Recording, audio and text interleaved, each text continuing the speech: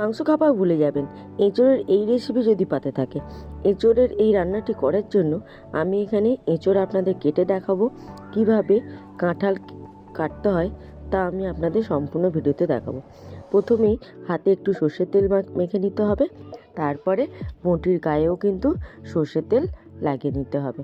তারপরে দেখুন, প্রথমেই কাঁঠালের মুখটা কেটে বাদ দিয়ে দিতে হবে। কতটা পরিমাণ আঠা দিয়ে বেরিয়েছে দেখা যাচ্ছে, একদম কচি কাঁঠাল। তারপরে মাঝখান থেকে এক টুকরো করে নেব। তারপরে আবার একটা টুকরো থেকে আরও একটা লম্বা কাট দিয়ে নেব। তারপরেই পেছনের খোলাটা ছাড়িয়ে নেব। একটু মোটা করেই ছাড়াতে হবে, নয়তো ভালো খেতে লাগবে না। একটু মোটা করেই দেখুন সমস্ত খোলাগুলো আমি ছাড়িয়ে নিচ্ছি। তারপরেই মাঝখানে একটা শিরা থাকে, সেই শিরাটাও বাদ দিয়ে দেবো।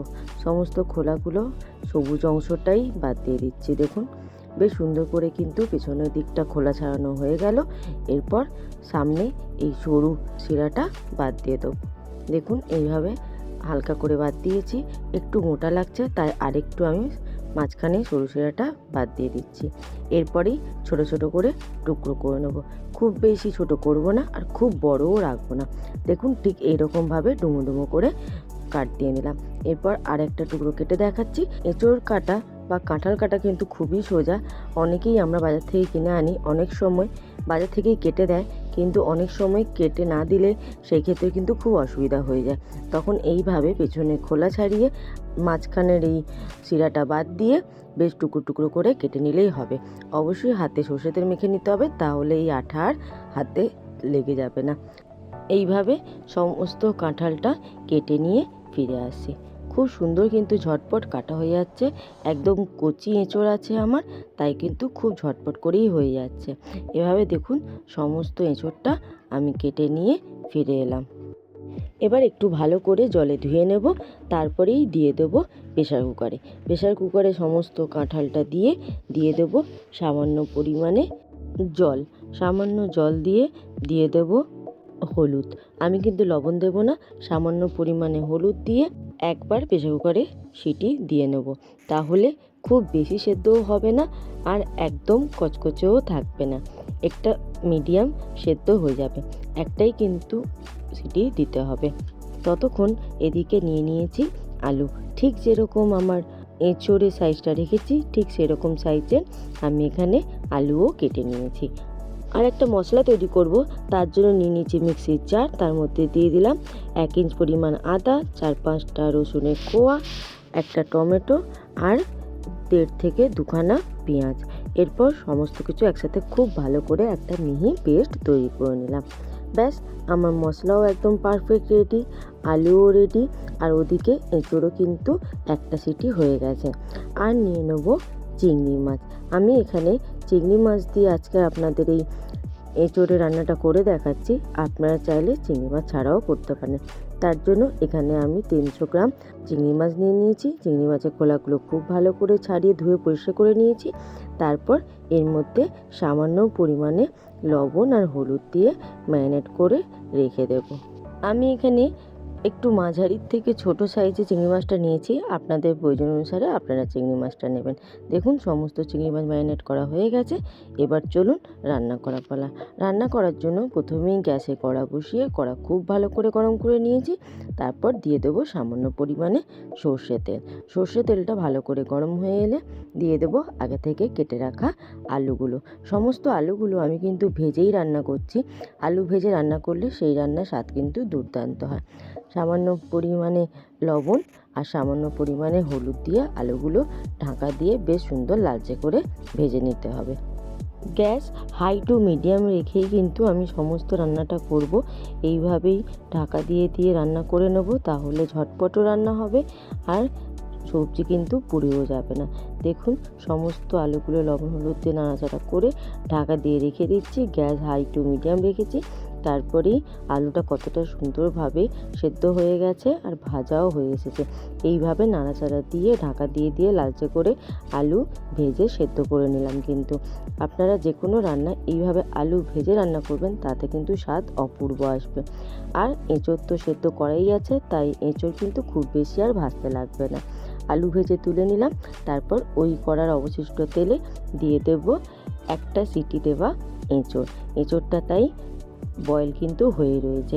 আমি আগে কোনো রকমের লবণ দিইনি, তাই এই পর্যায়ে এঁচোড়ে লবণ দিয়ে খুব ভালো করে নাড়াচাড়া করে লালচে করে ভেজে নেব।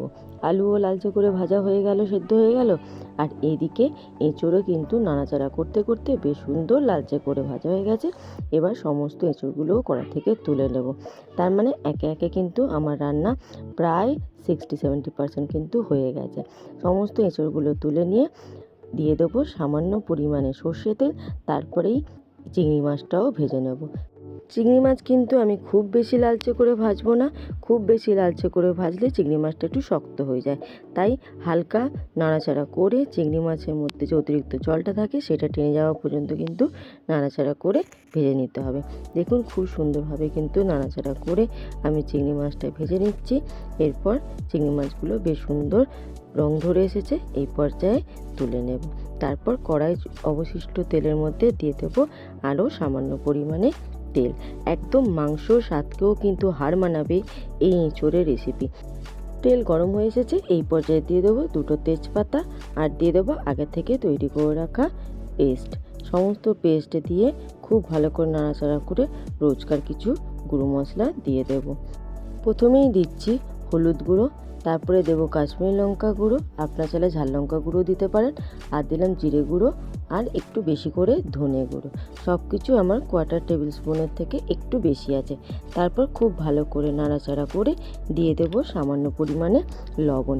আলু ভাজার সময়ও লবণ দিয়েছি আর এঁচোড় ভাজার সময়ও লবণ দিয়েছি, তাই লবণটা কিন্তু বুঝে দিতে হবে। আর চিংড়ি মাছেও লবণ আছে, তাই লবণটা একটু বুঝেই দিলাম। তারপরে নাড়াচাড়া করে একটু লালচে করে মশলা কষে নিতে হবে। দেখুন মশলা থেকে কিন্তু খুব সুন্দর নাড়াতে নাড়াতে একটা লালচে রং ধরে এসেছে। আর একটু তরকারি লালচে করার জন্য দিয়ে দেবো সামান্য পরিমাণে চিনি দিলে রান্নার রংটা কিন্তু দারুণ সুন্দর আসে।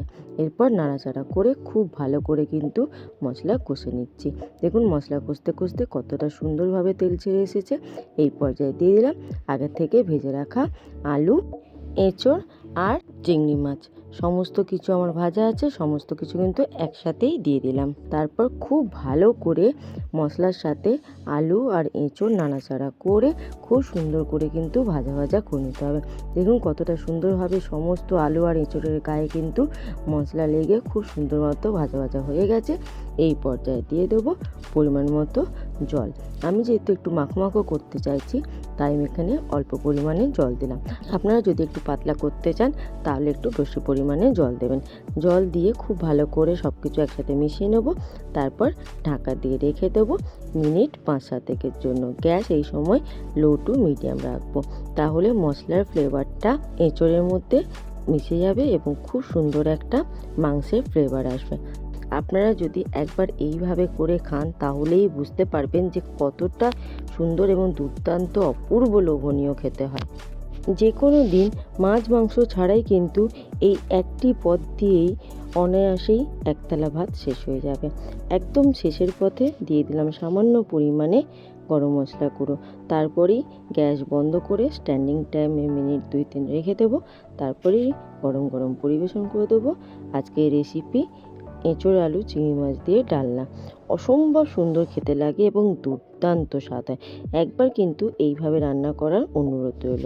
আর রান্না করে অতি অবশ্যই কমেন্ট করে জানাবেন কেমন লাগলো। ভালো লাগলে একটি লাইক কমেন্ট করে কিন্তু আমাকে জানাতে ভুলবেন না। আর আমার চ্যানেল নতুন বন্ধু হলে আমার চ্যানেলটি সাবস্ক্রাইব করার অনুরোধ রইল। আজ তাহলে আসি, খুব শীঘ্রই দেখা হবে আরেকটি দুর্দান্ত কোনো নতুন রেসিপি নিয়ে। ততক্ষণ ভালো থাকবেন, সুস্থ থাকবেন এবং সাবধানে থাকবেন। Thank you for watching.